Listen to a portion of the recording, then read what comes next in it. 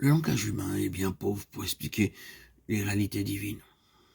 Heureusement qu'il y a derrière nos limites l'action vigilante et puissante du Saint-Esprit qui révèle la vérité aux âmes qui en ont soif. Maintenir l'attitude de mort libère la puissance de vie.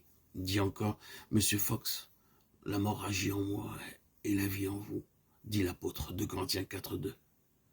La mort à l'œuvre, la mort agissante. Oui, il en est bien ainsi.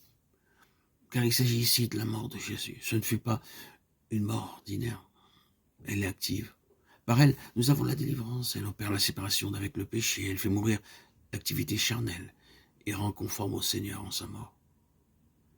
La vie qui jaillit de l'union au Christ en sa mort développe magnifiquement le croyant, son individualité.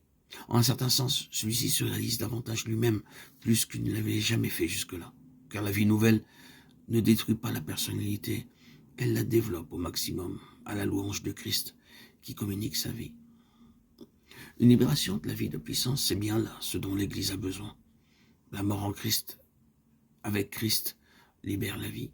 Mais cette vie, point culminant de la vie de résurrection, ramène à la croix. L'action de celle-ci est constamment nécessaire pour se séparer du péché. Le sang de Jésus-Christ purifie de tout péché.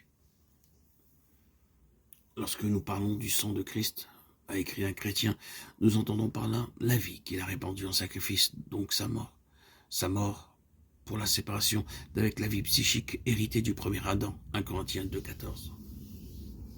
Si quelqu'un veut venir après moi, dit Jésus, qu'il renonce à lui-même, qu'il prenne sa croix chaque jour et qu'il me suive. Luc 9, 23. 24. Sa mort pour que la foi puisse se fortifier, s'étendre, s'enraciner toujours plus profondément. Sa mort pour une vie spirituelle plus riche, plus puissante en Dieu, laquelle se donne en faveur d'un monde qui meurt.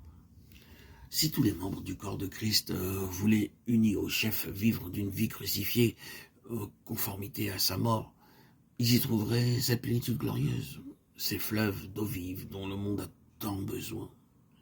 Cachés en la mort de Jésus, ils trouveraient aussi un refuge assuré contre tous les pièges et toutes les activités du diable. À la croix, il est vaincu. Et comment tout cela peut-il se faire?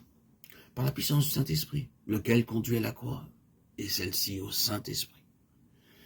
Car l'onction ne peut être faite que sur le sang, elle ne peut être faite sur la chair de l'homme, sur la vieille nature.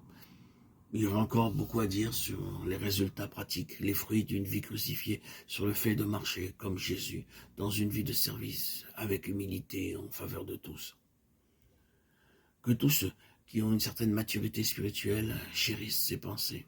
Et si, de quelque manière, ils pensent autrement, Dieu les leur révélera aussi. Seulement, au point où nous sommes parvenus, marchons d'un même pas. Philippiens 3, 15, 16.